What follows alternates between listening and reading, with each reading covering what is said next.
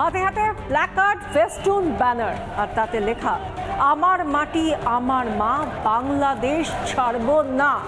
গোপালগঞ্জ থেকে গাইবান্ধা, খুলনা থেকে পিরোজপুর, দিকে দিকে হাজার হাজার লক্ষ লক্ষ হিন্দু সনাতনীদের মিছিল আর বুকে দেশকে আঁকড়ে ধরে রাখার প্রত্যয়। এরা সবাই বাংলাদেশি, কিন্তু নিজের দেশে তারা আজ বিপন্ন, তাদের অস্তিত্ব সংকটে। তাদের এই মাসখানেক আগে পর্যন্ত সমস্ত কিছু ছিল, তারপর দেশে যেই হিংসার আগুন জ্বলতে শুরু করলো তার আঁচ এসে পড়লো তাদের গায়ে, তাদের সংসারে। এক সপ্তাহ সময় চলে গেছে, এখনো পর্যন্ত শেখ হাসিনা বাংলাদেশ ছেড়ে চলে গিয়েছেন। সেখানকার প্রধানমন্ত্রী আর শেখ হাসিনা নেই।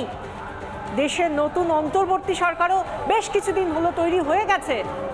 সরকারের প্রধান উপদেষ্টা মোহাম্মদ ইউনূস শপথ গ্রহণের ঠিক আগে আবেগতাড়িত হয়ে চোখে জল নিয়ে বলেছিলেন সংখ্যালঘুদের ওপর হামলা হলে তিনি নাকি পদত্যাগ করবেন। হামলা বন্ধ হয়নি, না তিনি পদত্যাগ করেছেন।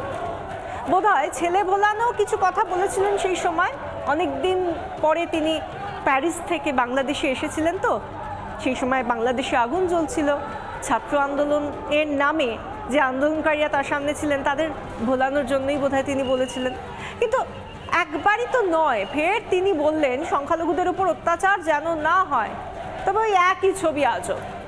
তিনি শিক্ষকের মতো বললেন, সরকার পরিবর্তনের কারিগর আন্দোলনকারীরা শুনলেন তার কথা, বাস ওই পর্যন্তই, ওইটুকুই। আজও নিপীড়িত সংখ্যালঘুরা বাংলাদেশে আজও তারা নিপীড়িত। কাতারে কাতারে মানুষ আজও মিছিল করলেন নিজেদের প্রতিরোধ গড়ে তুলতে। বাঁচতে হবে তো, সংখ্যালঘু বলে তো দেশ তাদের নয়, এটা হতে পারে না। বিশাল মিছিল, মুখে রাম নাম আর স্লোগান, তুমি কে আমি কে, বাঙালি বাঙালি। আর তারাও বাংলাদেশি, এটাও তারা বলতে ভুললেন না। দেশটা তাদেরও, কারো অধিকার নেই তাদের নিজেদের দেশ থেকে ঘর ছাড়া করার।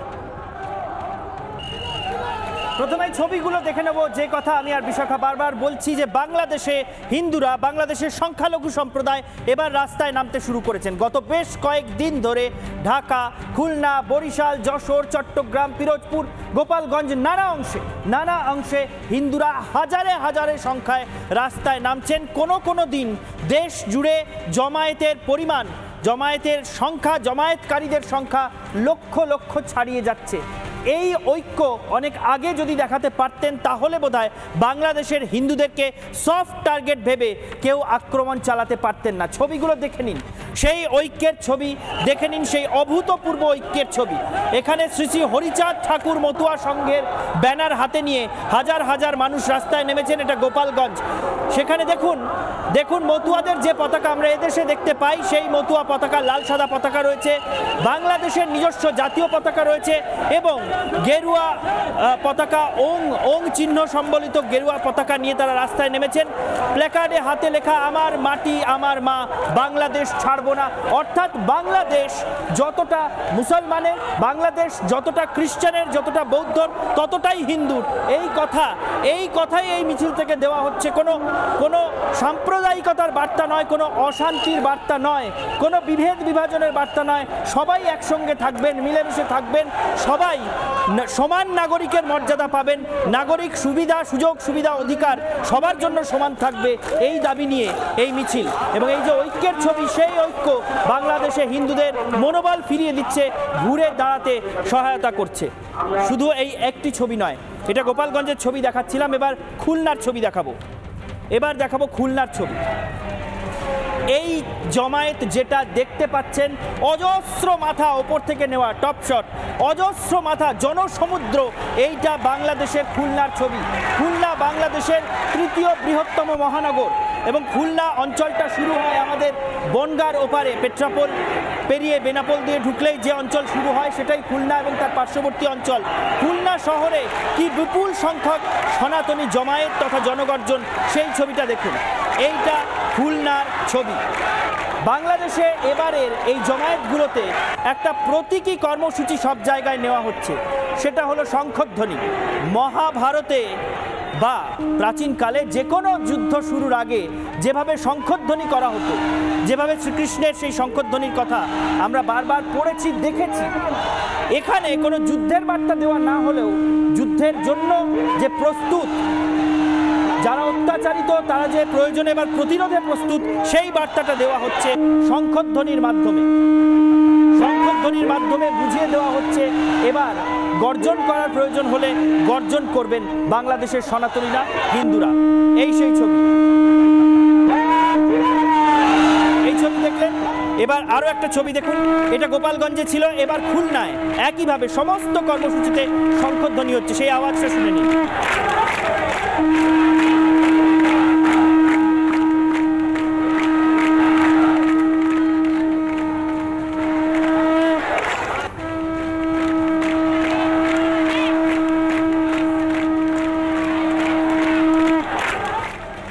এই পবিত্র শঙ্খধ্বনির আওয়াজ বাংলাদেশের সনাতনী জনগর্জনের ক্ষেত্র থেকে উঠে আসছে।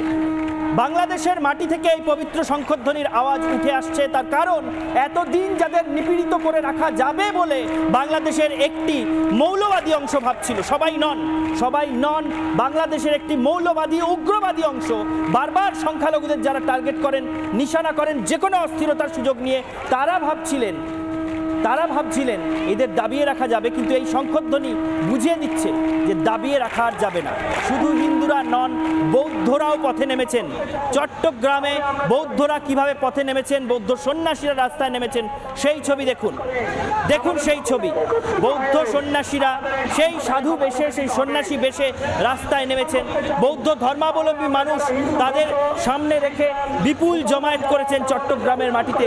অর্থাৎ বাংলাদেশের মাটিতে শুধুমাত্র হিন্দুরা নন, হিন্দু, বৌদ্ধ, খ্রিস্টান সমস্ত সংখ্যালঘু সম্প্রদায় এক জায়গায় এসে রাস্তায় নেমে প্রতিবাদ করে বুঝিয়ে দিচ্ছেন এই অনর্থক অযথা অত্যাচার, রক্তপাত দিনের পর দিন আর মেনে নেওয়া হবে না।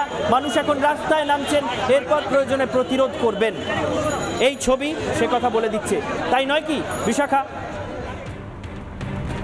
একদমই তাই। আমরা সেই ছবিগুলো দেখাচ্ছিলাম যেখানে বাংলাদেশের সংখ্যালঘুরা হিন্দু হতে পারেন, তারা বৌদ্ধ হতে পারেন, তারা খ্রিস্টান হতে পারেন, এবং সেই জায়গা থেকে তারা বলছেন যে এটা তো একটা দেশ, এই দেশ তো আমারও, এটা তো আমারও জন্মভূমি। আমি হিন্দু হতে পারি, আমি মুসলিম হতে পারি, আমি অন্য কোনো ধর্মাবলম্বী মানুষ হতে পারি, কিন্তু এই মাটিটা আমার কাছেও ততটাই পবিত্র যতটা অন্য ধর্মাবলম্বী কারোর কাছে।